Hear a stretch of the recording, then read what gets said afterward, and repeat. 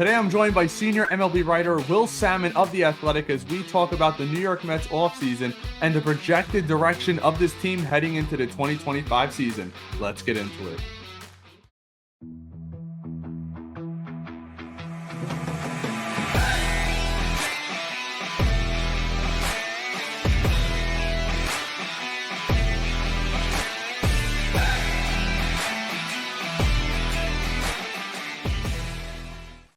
Okay, Met fans, today I'm joined by Will Sammon of The Athletic. He's been on our program before, but in our Twitter spaces. Today we got him on the YouTube channel. Will, thanks so much for giving us your time. Yeah, anytime, man. I enjoyed it last year when we did it, and looking forward to it again. Yeah, of course. So let's get deep dive right into it right away. There's so much flying around the MLB universe, but we're focused right here on our Mets. Let's talk about the polar bear, Pete Alonso. Where do things stand with him and the Mets? How serious is David Stearns about bringing him back? And do you have any teams that are out there that you could see being interested? Yeah, I think David Stearns has been pretty genuine with what he has said. Usually, whenever he makes these public statements, I know from covering him for multiple years at this point that he is not going to say something that he doesn't necessarily believe is true. He's not going to outright lie. And that's actually saying something because not that other people outright lie, but sometimes people stretch the truth or whatever. I think he's coming from a genuine place when he does say, like, hey, we're going to be interested in bringing Pete Alonso back. That's just not. I mean, if you even remember back to last year around this time, or even before then, when he first took over for the Mets, he explicitly said, Pete Alonso, I plan on having Pete Alonso as my first baseman. And that came out to be pretty accurate, right? Like there was no shopping Pete Alonso. He was the first baseman on opening day, and he was the first baseman for the entire season, actually. So I think that they're coming from a genuine place. And the way that I see it is the Mets, Pete Alonso means more to the Mets than he does any other team in the league. To any other team in the league, he is just a pretty good power hitting first baseman, and he would supplement a lineup from the right-handed side. But for the Mets, he's a lot more than that. He's somebody that's a franchise cornerstone, or he has at least been that, and he has the opportunity to really go down. If they sign him to a multi-year deal of like 5 years or whatever it is, he'll go down as one of the best offensive players in franchise history. He would be entering a conversation that not a whole lot of players are in for the Mets right now throughout their franchise history. So that is his importance. As far as other teams go, you can make a case for a few. I think the Mariners are probably a team that would look to him as somebody that could help them out in a big way. You can make a case for teams like the Orioles or the Red Sox, even the Yankees. I think that last one, I could find probably some better fits than Pete Alonso for that team because they already have an abundance of what he provides, which is power. So I can see them looking in a different direction there. But those are just a few teams off the top of my head that would make some sort of sense. But like I said, he means more to the Mets than anybody else.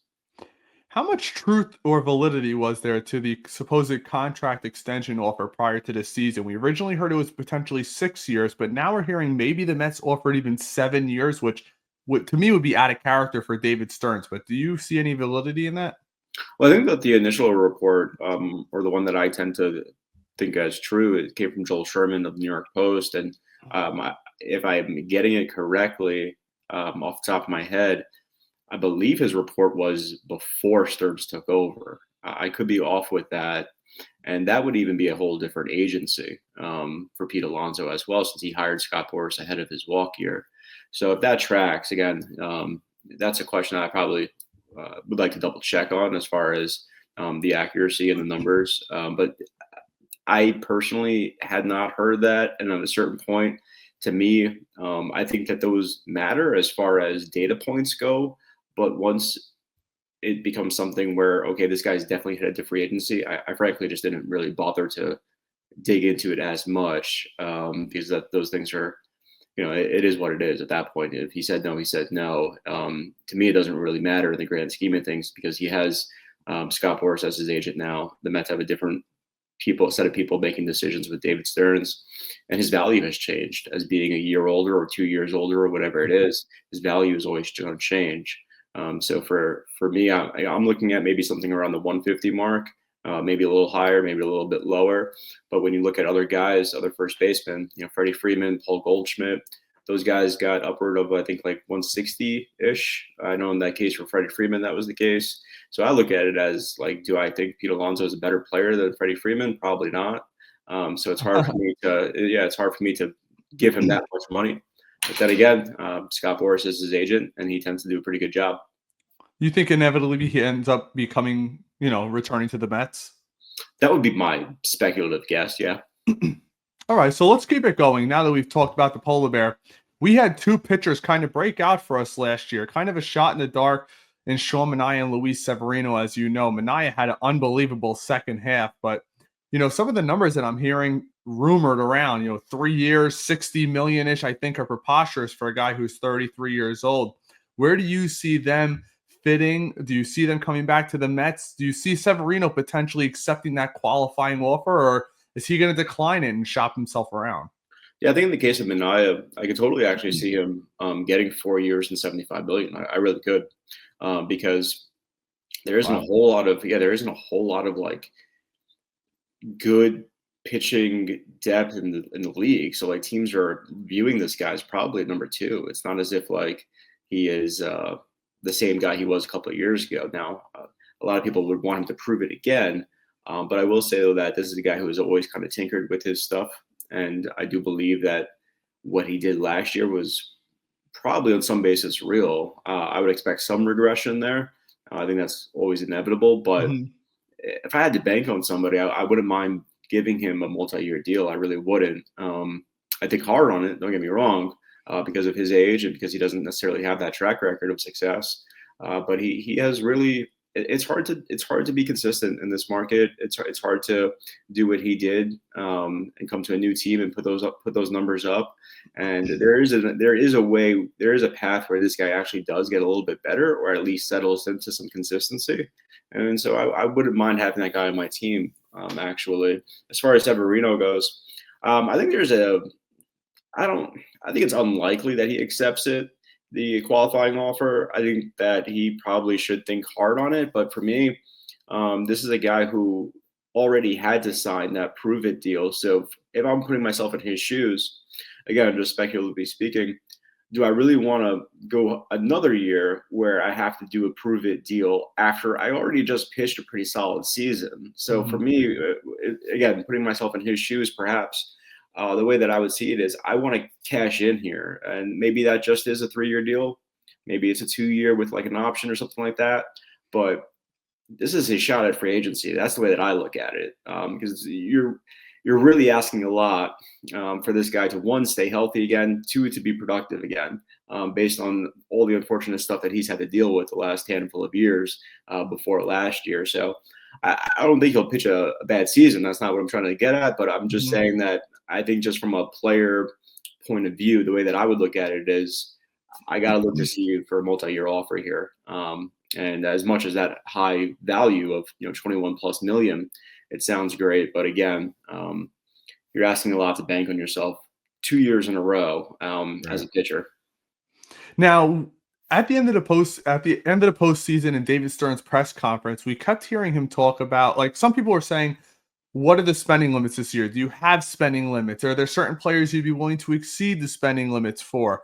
Where do you get a sense of where the Mets are comfortably at? Are they willing to get back to that $300+ million mark with $180 million coming off the books?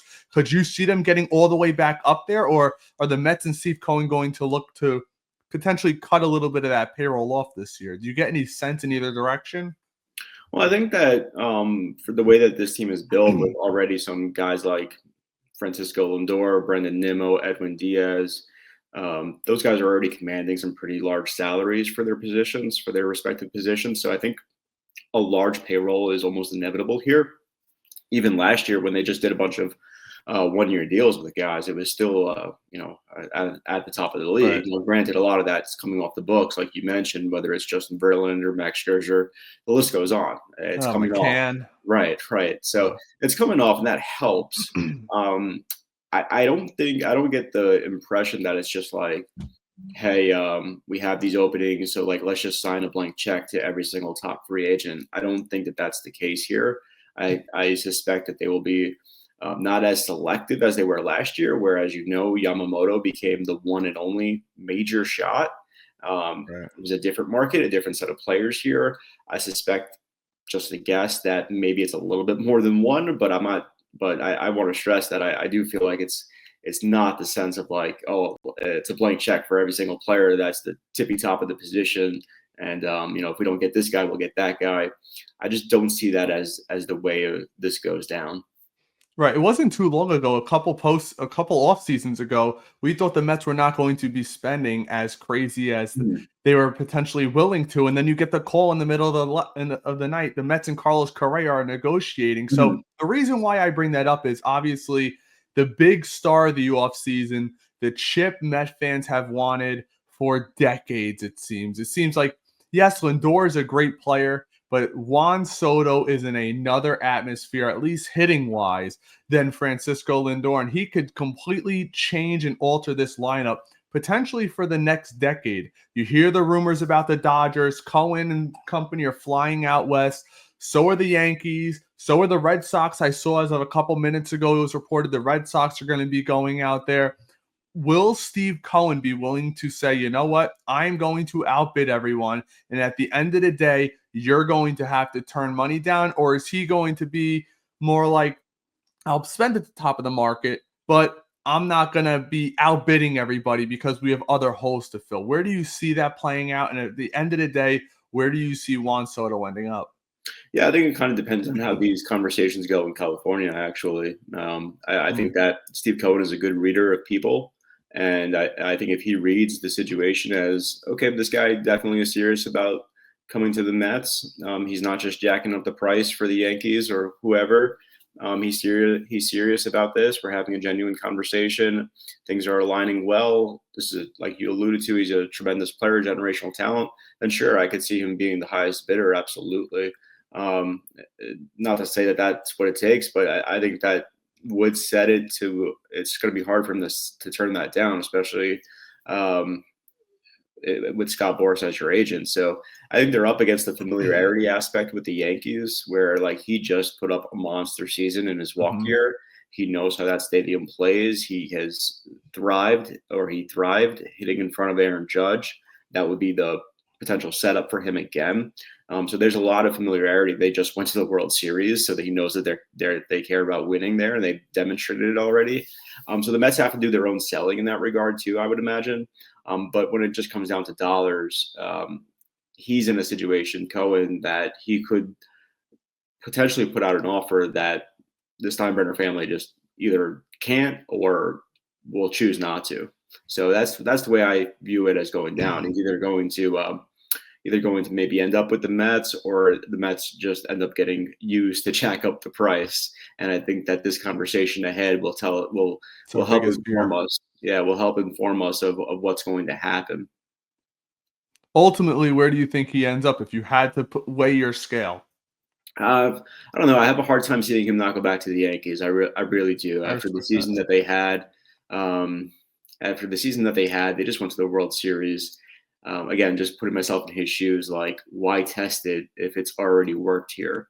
Mhm. If I've already known what this is all about, it's probably going to come down to how much money that is, though. So in my brain and the way that I'm viewing it, I'm giving them the benefit of the doubt that they're going to put up a substantial offer somewhere along the same lines as a Cohen deal. And it kind of reminds me of the Yamamoto situation where Mm. Steve Cohen had a deal out there, right? But it wasn't as if it was like 100 million more than anybody else. He had a deal. He had a offer out there, I should say. Dodgers ended up matching it, and then they never went back to the guy. Like it wasn't like, okay, like They now let's used see what them, you could, yeah, in a way. But for like lack of a better term. it wasn't like they went to Cohen after they went to the Dodgers again. Mhm. It was like the Dodgers matched it, and for my sense, that was it. So here, like, could that happen again, where like you put a huge offer there or a good offer, go to the Yankees, say match it, and then they match it, and then he signs? Possible. Right. Now, I want to talk about really quickly the starting pitching market. Corbin Burns has been linked to the Mets, obviously. Everybody knows we need an ace of this staff. Manaea is a nice piece, but even you said it yourself. He's more of a number two starter. A lot of people are complaining that he had a bad end of the season. If you actually look, he had a very good last month of this, the September, about a 1.5 ERA. Some people are concerned. Others say they're not concerned at all. Where do you stand in regard to Corbin Burnes? Where could you see him ending up? And what kind of contract are we looking at here? Well, it's going to be pretty large for Corbin. I mean, he deserves it. He's been putting up some numbers, some impressive numbers since 2020. So he's demonstrated it year after year. And he's kind of been a workhorse too, in an age where we don't really see too many of those guys. He posted a lot of innings last season. So I think ultimately, I wouldn't be surprised if he does not go to the Mets and he goes somewhere else, like the Orioles or somewhere on the West Coast where he's from. That's just, again, off the top of my head there. But yeah, I think that with the Mets, I think they're going to be careful when they shop for the top tier starting pitchers. And what that means ultimately, I'm not sure. I could see them looking for trade possibilities. I could see them, shopping in the Minaya, Kikuchi, those 3-4 year type guys in that area. I have a harder time seeing them be the team that goes out and signs the pitcher to this huge offer, just because David Stearns already showed us last year that you could win, you could build out a team with a pretty solid rotation that doesn't contain one of those guys. And also, like, those are very risky situations. Injuries happen. I will say though that Minaya actually carried the staff for like the last 2 months of the season. But the problem was that he kind of burned out toward the ends, right? And like, one question I had for David Stearns during the GM meetings was actually like, does that reinforce anything to you, really? Because from the way I see it is like, anybody could really burn out. And if you're trying to maximize guys like they had to, that could have happened to anybody, to just get tired when you're asking them to go 6-7 almost every single time. But if you're maybe used to doing it year after year, at least maybe that's something that, like, how to better prepare yourself. Perhaps, again, like, I'm just kind of spitballing there, but that would be the reason to go out and get one of those guys. I just don't know if I'm convinced that that's the route that they take. Right. My last question to you, I know it's been on a lot of Met fans' minds. Are we going to be in the Garrett Crochet sweepstakes? Do you see the Mets giving up the type of prospect haul it would take? He's a younger pitcher, obviously 25, 26 years old, coming off a great season for the White Sox. Where do you see him ending up? Yeah, that's an interesting one because I think that they're should be interested in, and it's already been reported, I think, that they are among the teams that have checked in. The issue is that do they actually have enough to offer the White Sox? Because other teams have better farm systems and other teams have deeper farm systems, and the Mets are coming off a farm system year where they had a lot of injuries to some of their best prospects. So you really, from an evaluation standpoint, have a hard time knowing exactly what you have in some of these guys. So you have to be really careful internally, and then the rest of the league doesn't have a great handle on what some of these guys are either. So I think for the Mets, they're in this weird situation where, like, their system is good enough probably to get someone like that, but like barely. Like, it's not like it's a slam dunk. Like, yes, they have the farm system to go ahead and do it. The Orioles do, probably the Red Sox do. I don't know if the Mets necessarily do. And then if you do subtract from it in that huge way, then all of a sudden, like, you no longer have much of a farm system, perhaps. So I think that they should be in it. I think that they are probably in it. Whether or not it ends up is probably trickier to say. They also have the power to absorb some salary if the White Sox are interested in that. So that's another wrinkle. I don't know the Mets' appetite for that, but I would imagine the White Sox would explore any opportunity.